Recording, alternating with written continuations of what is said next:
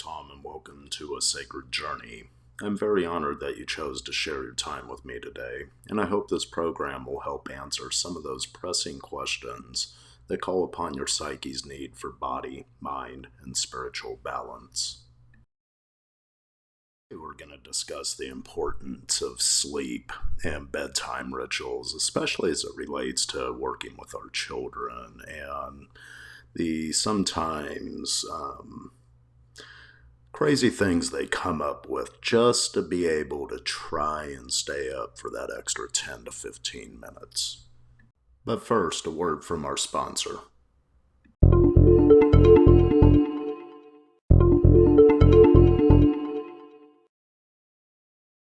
As summer's ending and school's getting back underway, one thing I've noticed with my children, I'm sure many parents have noticed also, is this need that children have to maybe prolong the summer schedule that they've had for the last 2 months or so. It could be easy to prolong things just for the sake of continuity. What really strikes out to me, especially as it relates to the mental health of children as well as the mental health of adults, is the need to set consistent boundaries, especially to set our day up the next day for success as it relates to the energy needed that sleep provides us.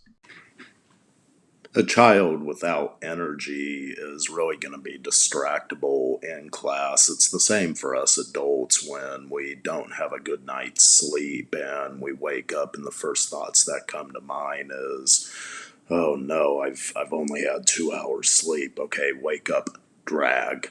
We begin to set the stage for the day to basically continue to provide us with that which our thinking is gearing us towards. So, setting the stage for the next day actually doesn't occur at the beginning part of that day. It occurs the night before when we're setting the stage for sleep. And this is exactly where children begin to take advantage of the situation, especially as it relates to being faced with a rule, faced with a boundary, and to begin to test the limits of that boundary to see how negotiable a parent may be as it relates to going to bed or how many cookies they could get or anything that really is the normal developmental course of a child. Remember, children learn boundaries by repetition and continually hitting walls being put up and erected by their parents so that they could begin to learn elements of self control, elements of what is needed to succeed in life, and elements of what are the importance of the values each parent has in fostering their children's growth forward. Now, when I talk about values, it's not a specific set of values like one value supersedes another or a common belief pattern is superior to another, because that's where the elements of division come in so common within our society. The important aspect for a parent's concern, especially as it relates to their own sacred journey and fostering the sacred journey of their children forward, is to have values present, to have a list of common lessons that you want to teach your child before you pass on so that they may enact from that same position those values with their children. Being a doctor, one of the values that is very important to me is education. And as I look at my children going along their educational journey, there are good points and bad points along the way. There are hardships as well as joyous occasions. And this is the ebb and flow, the nature of life. These are the waves that come in with the tide and flow back.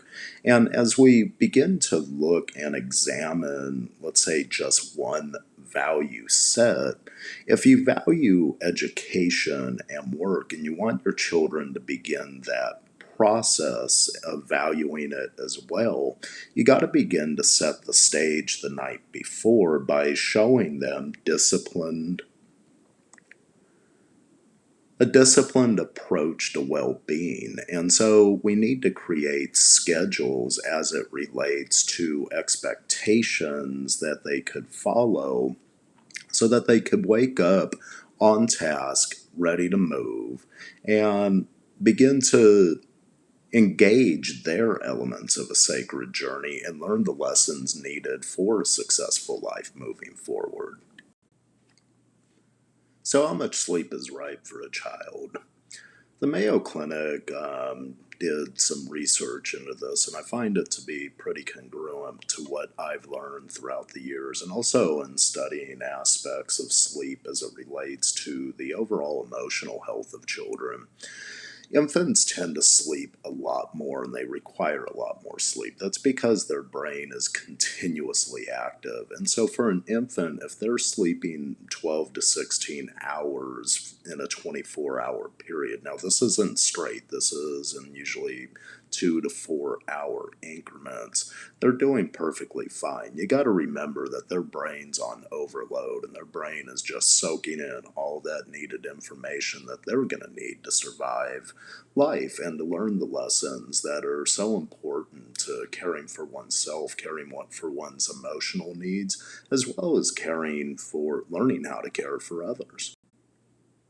From ages 1 to 2, children will need about 11 to 14 hours per sleep in a 24-hour period. And this includes naps. Children during this stage are still learning at a very drastic level. A lot of the work that they're doing is both physical, learning how to be in interaction with their environment, as well as mental, because they're having to begin at this stage to problem solve things so they could identify what are possible dangers and what aren't. Now, parents at this time will understand this is the danger zone. This is when children begin to run rampant, when they will dart out of a door when you're not looking, and you always have to be hyper vigilant because our journeys really are intertwined in that manner.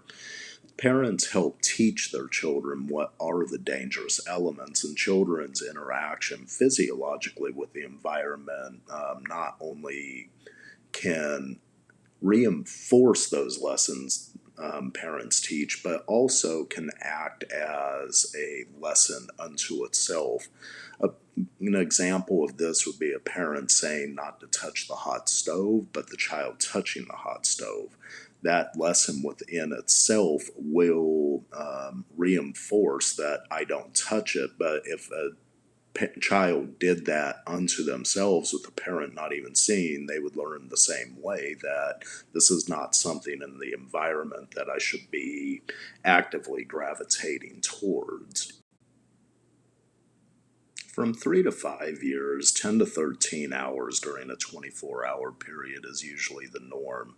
And children during this stage, they begin to learn things more formally. They begin to learn some rote mannerisms in their behaviors, whether it be learning how to write, learning rudimentary coloring. And what they're trying to develop at this stage is gross motor skills. And this is also an interaction between the individual and the environment. As they learn these things, they begin to get tired, but they also require less sleep because there's more of a interaction with the environment that is cognitively driven. They're excited about being in the environment. They're really testing their skills out during this time period to learn how to be autonomous, to learn how to engage in what is a social industry of the culture they live in, whether it be writing or music. They begin to play with rudimentary tools as it relates to learning these forms of cultural industry. And it's a really cool experience to watch, and that's why the sleep progression tends to decrease at this time. From 6 to 12 years of age, children tend to need 9 to 12 hours of sleep. And that's because at this point they're engaged actively within schooling, whatever within their culture is the lessons to be engaged. Now, in schooling, they're learning formal aspects of mind, cognitive manipulation. They're learning how to think for a living, at least within our culture here in America. They're learning how to do constructs such as math, constructs such as reading, constructs such as learning about the history of civilization. They're learning how to practice at the skills that'll be needed for their future success. Now, this differs in various cultures. In more primitive cultures, individuals may be learning aspects of farming. They may be learning aspects of the sun, tracking. They may be learning aspects of navigation. And so the cultural aspect of education here really is imperative as it relates to where you are. However, most of the first world nations, they tend to be going through formal schooling to learn aspects such as mathematics, reading and writing, the what as when I was a teacher I commonly referred to as the three R's: reading, arithmetic, and writing. I know two of them aren't R's, but at least they have an R within them. Now, 13 onwards, children tend to need a lot less sleep, although within teenage years, you'll see a little bit of an increase, especially as it relates to the physiological growth children incur. Here, it's not as mentally taxing on the child as it is normally physically taxing, and that physical taxation is really combated when we begin to develop this more concise sleep habit. As children learn about their bodies, they begin to learn what aspects of sleep, how many hours of sleep they need to where they're not tired versus they are tired. And this is really a self experimental fashion because as they transition into adults, they say adults need anywhere from 6 to 9 hours sleep. Less than six, you're taxing the body because you're not receiving as many sleep cycles. Although more than nine, you're actually robbing your body from the experiences it needs to create overall well being within your emotional, psychological, and your physical health. So if you're sleeping more than 9 hours a day as an adult, you need to cut that back at least by an hour, solely so you could begin to expel enough physiological energy to initiate the sleep at night on a more routine basis, and secondarily, give your mind enough cognitive interaction with the environment to get those good feelings, to release those endorphins, especially as it relates to obtaining the dreams that we look forward to realizing during our lifespan. Now that you're armed with the general information about what is normative sleep patterns for your children, part of the exercise that I want you to begin to focus on today, especially as it relates to sleep health, is what I call the rewind and set exercise. If a child or an adult for that matter needs to have, let's say, 6 hours sleep, well, that would only be an adult, but let's say a child or adult needs 8 hours of sleep and that they need to wake up at 6 o'clock in the morning in order to be ready for school. 6 o'clock in the morning is the waking point, and so what you need to do is rewind the clock by 8 hours, which would be 10 o'clock the evening prior, and then begin to rewind that clock back even an hour and a half before, so you could begin to prime the psyche for sleep. This is an imperative part because if a child or an adult is interactive and turned on. Turned on meaning if they're playing video games, if they're on a blue screen, if they're watching a phone and they're getting excited.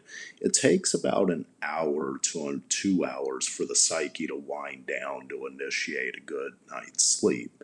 Now this is the sweet spot here, that hour to 2 hour zone.